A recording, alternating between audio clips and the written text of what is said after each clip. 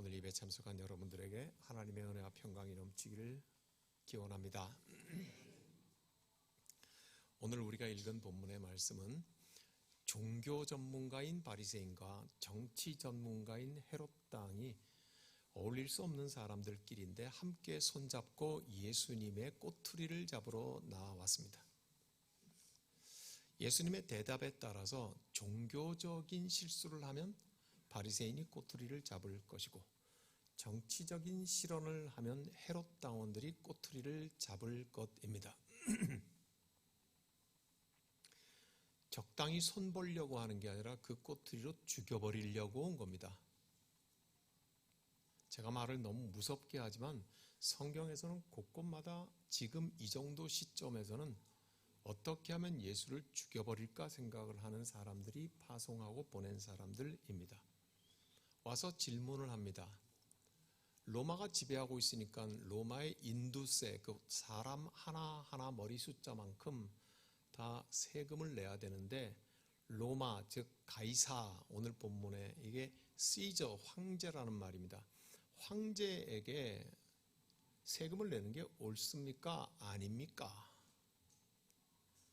그렇게 묻고 예수님께서는 이 사특함을 아시고 그러면 세금 내는 돈을 한번 보자고 하고 그들은 얼른 준비했던 데나리온을 내어놓습니다.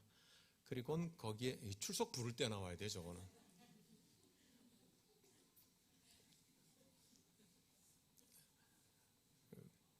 얼른 데나리온을 냅니다. 내니까 여기엔 누구 형상이 있느냐 하니 황제 티베리우스의 형상이 있습니다. 그러니 예수님이 대답에 이렇게 말씀하십니다. 황제의 것은 황제에게, 하나님의 것은 하나님에게 드리라고 하는 말씀인데 이게 사실 내용을 알면 뼈를 때리는 말씀입니다. 지혜롭게 예수께서 말씀하셨다가 아니고요. 뼈를 쑤시는 말입니다. 왜냐하면 바리새인이든지 아니면 헤롯 당원이든지 모두가 다 유대교인, 즉 야훼 하나님을 섬기는 사람들이기 때문에 이제 그거를 짧게 한번 보려고 합니다. 먼저 결론부터 말하면 이렇습니다. 돈에는 가이사의 형상이 새겨져 있지만 그 돈을 가지고 있는 사람에게는 하나님의 형상이 새겨져 있다. 돈은 황제에게 주고 너는 하나님께 드리라 이 말이죠. 그래서 뼈를 쑤시게 하는 말이다 이 말씀인 것인데요.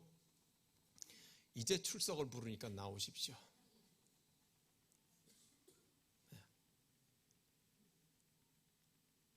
저 위에 두 개 있는 게 다 동전의 앞뒷면입니다. 위에 은색으로 되어 있는 것이 데나리온입니다. 티베리우스 황제, 디베리오라고 그렇게 우리 성경에 번역되어 있는데 그때의 데나리온입니다. 그리고 그 밑에 있는 것은 렙돈, 두 렙돈의 가치를 가진 동전입니다. 2g하고 1.5cm 정도니까 우리 10원짜리 정도 되지 않나 생각이 됩니다. 저 렙돈 어디서 등장합니까? 누가복음의 과부의 헌금에서 나오는 것입니다.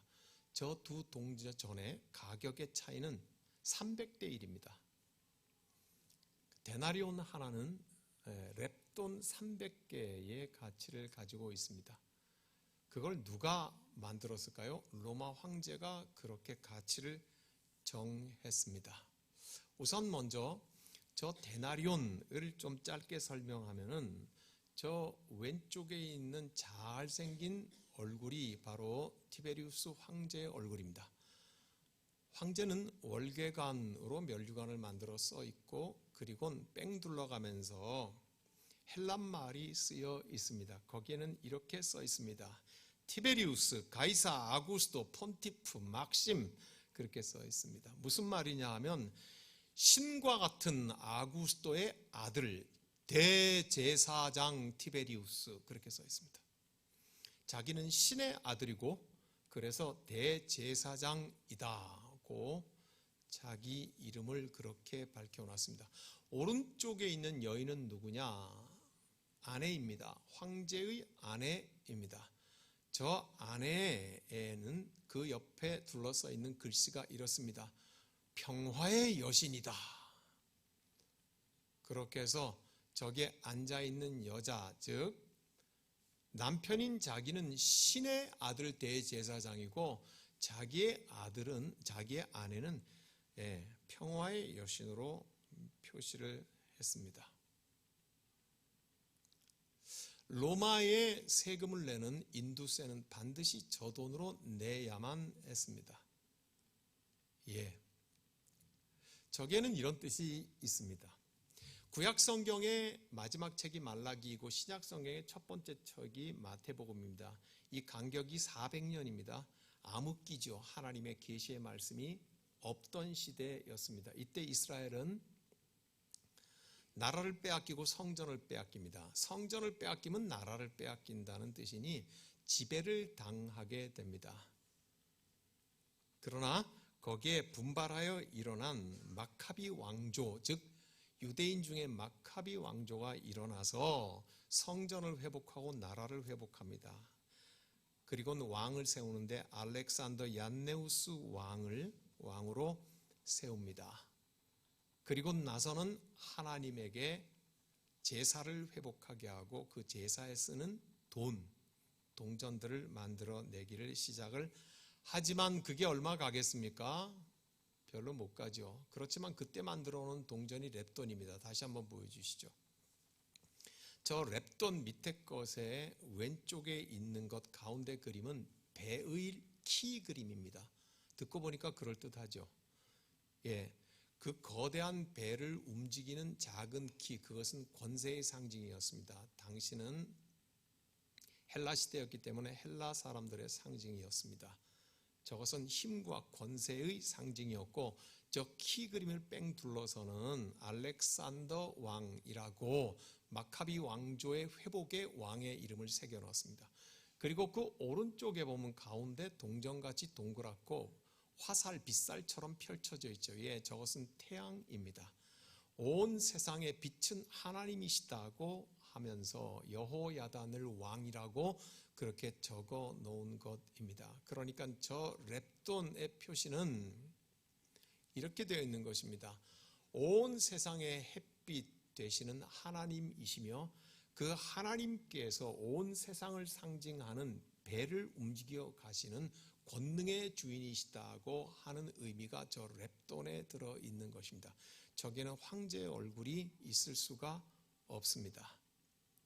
그래서 저 돈으로 로마는 인두세 세금을 거두지 않았습니다. 반드시 황제의 얼굴이 들어가 있는 데나리온을 가지고서 거두어야 했다고 하는 것입니다. 그런데 저 데나리온을 만들면서 렙돈의 가치를 300분의 1로 확 깔아뭉갠 이유는 무엇이겠습니까? 짐작이 가십니까? 황제 뭡니까? 신적인 존재 대제사장인 나 티베리우스는 렙돈, 저것은 여호와 하나님을 상징하는 돈이었잖아요. 300분의 1 가치밖에 안 된다. 즉 나 황제의 발바닥에도 못 쫓아오는 게 하나님이다. 그렇게 하고 로마의 세금을 바칠 때는 반드시 데나리온으로 바쳐라, 그렇게 말했죠. 누가복음 21장에는 과부의 헌금이 나옵니다. 과부는 어떤 돈으로 헌금을 했다고 기록이 나옵니까? 저 렙돈이요. 저 동전을 넣었습니다. 그것을 앞에 보고 계신 예수님이 뭐라고 말씀하시던가요? 모든 자보다 가장 많이 헌금하였다. 그 뒤에 또 예수님이 이렇게 말씀하십니다. 저 여인은 자기의 생활비 전부를 집어넣었다. 그렇게 말하면 칭찬하십니다. 그죠? 자, 그 여인이 생활비 전부를 넣었다고 하는 것은 1차적인 의미로 맞습니다. 그 여인이 가지고 있는 생활비 금액 전부일 수도 있겠습니다. 그렇지만 꼭 어디 그렇게 되겠습니까? 무슨 말입니까? 저 여인은 자기의 생명을 고스란히 헌금했다, 이 말입니다. 황제의 얼굴이 그려진 돈이 아니라 하나님께서 세상의 빛이시며 하나님께서 생명의 주인이시다고 권세자라고 표시되어 있던 그 렙돈의 동전의 헌금을 선택합니다. 그 동전을 넣는 여인은 신앙의 고백을 하는 거겠죠. 세상 모든 것은 다 하나님의 것입니다 고 하는 신앙의 고백의 행위를 하였던 것입니다. 그래서 저것을 염두에 두고서 자, 이제 그림을 없이 해도 되겠습니다. 예수께 나와 묻습니다. 로마의 세금을 바치는 게 옳습니까? 안 바치는 게 옳습니까? 이렇게 말하면 종교인이 꼬투리를 잡고 저렇게 말하면 정치인이 꼬투리를 잡으려고 하는 건데, 너희가 가지고 있는 데나리온이 한번 어떤 것인가 내놔봐라 할 때 준비했던 것을 얼른 내놓죠. 누구의 그림이 있느냐? 예, 가이사의 형상이 있습니다. 그러면 그것은 가이사에게, 하나님의 것은 하나님에게. 이미 말씀드렸습니다. 돈에는 황제의 그림이 그려져 있고 그 돈을 가지고 있는 너희에게는 하나님의 형상이 그려져 있다. 사랑하는 여러분, 창세기 1장을 한번 찾겠습니다. 구약 성경 창세기 1장 27절 말씀을 찾겠습니다.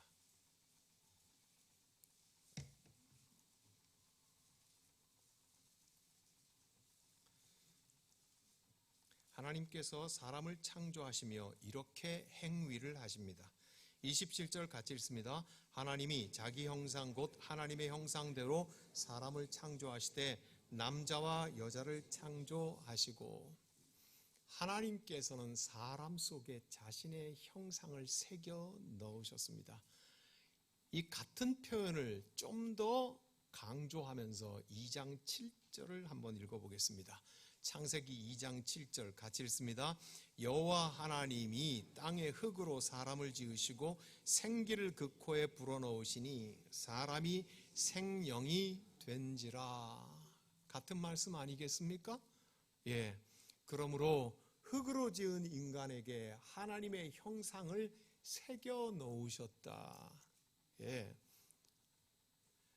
흙으로 만든 사람에게 하나님 자신의 영을 불어넣으셨다. 생기를 불어넣으셔서 생영이 되게 하셨다. 사도 바울은 신약 성경에서 이렇게 말합니다.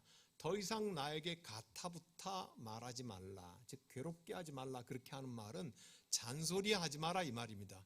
내 몸에 예수의 흔적을 가지노라. 예? 그래서 신학을 공부하는 사람들에게 스티그마라고 하는 헬라어 단어는 굉장히 의미 있는 단어입니다. 흔적이라는 뜻입니다. 예? 말 엉덩이에 불로 콱 도장을 지진 것과 같은 흔적 말입니다. 우리 저 밖에 십자수 공동체 교회라고 나무판에 칼로 조각을 내고 새겨서 지워지지 않는 스티그마, 그것 말입니다. 사도 바울은 말하기를 더 이상 가타부타 말하지 마. 세상이 아무리 떠들어도 내 속에는 예수의 스티그마가 있어. 그 말이죠. 오늘 창세기로 말을 하면 무엇입니까? 흙으로 하나님께서 사람을 지으시고 그 속에 하나님의 스티그마를 새겨 놓으셨다. 그 말씀이죠. 생기를 부어 놓으시고 생명을 불어 넣으셨다는 말입니다. 이제 오늘 신약 본문으로 돌아가셔서 그 동전을 내어놓는 사람들 앞에 주께서 뭐라고 말씀하십니까? 너는 돈을 가지고 있으니 돈에 새겨진 형상의 주인 가이사에게 바쳐라. 그러나 네 속에는 무엇이 새겨져 있는가? 네 속에는 하나님의 형상이 새겨져 있으니 너는 너 자신을 하나님 앞에 드리라. 사랑하는 여러분, 하나님께서는 돈을 찾지 않으십니다. 하나님께서는 재물을 구하지 않으시고요. 하나님께서는 그 어떤 만들어진 것을 구하지 않으십니다. 하나님이 구하시는 것은 하나님의 형상이 새겨져 있는 사람을 구하시는 하나님이십니다. 바로 당신을 구하시고 여러분을 구하시고 바로 당신을 구하고 계시는 것입니다. 하나님께서는 나를 구하고 계시는 것이며 우리 공동체 교회를 구하고 계시는 것이십니다. 그러므로 사랑하는 형제들이요 자매들이요, 여러분 속에는 하나님의 형상이 있습니다. 당신의 주머니에는 지갑이 있습니다. 세상 그림이 그려진 것은 세상을 향하여서 풀어놓으십시오. 그러나 당신 속에는 하나님의 형상이 있으니 당신은 하나님의 것입니다. 하나님께 당신을 드리십시오. 하나님께서는 사람을 찾으시는 분이십니다. 기도합시다. 주여, 헛되이 살지 아니하게 하옵소서. 주여, 바람에 나는 겨와 같이 훅 불면 동으로 서로 휘청거리며 사는 그리스도인이 되지 않게 하여 주시옵소서. 오 주여, 아침에 해 뜰 때는 반짝했으나 석양 무렵에는 존재조차도 사라져버리는 그리스도인이 되지 않게 하여 주시옵소서. 하나님, 우리의 일생 동안 십자가 예수 그리스도를 따라가게 하여 주시옵소서. 우리의 유일한 한 가지 선택과 의지함은 그곳이 되게 하시고 거기가 되게 하시고 그분이 되게 하여 주시옵시사. 사람을 찾으시는 하나님 앞에 오 당신의 형상이 내 속에 새겨져 있으니 나는 주님의 것이옵니다. 당신을 따르겠나이다 하는 그리스도인이 되게 하옵시고 십자수 공동체 교회가 되게 하여 주시옵소서. 우리 주님 예수 그리스도의 이름으로 간절히 기도하옵나이다. 아멘.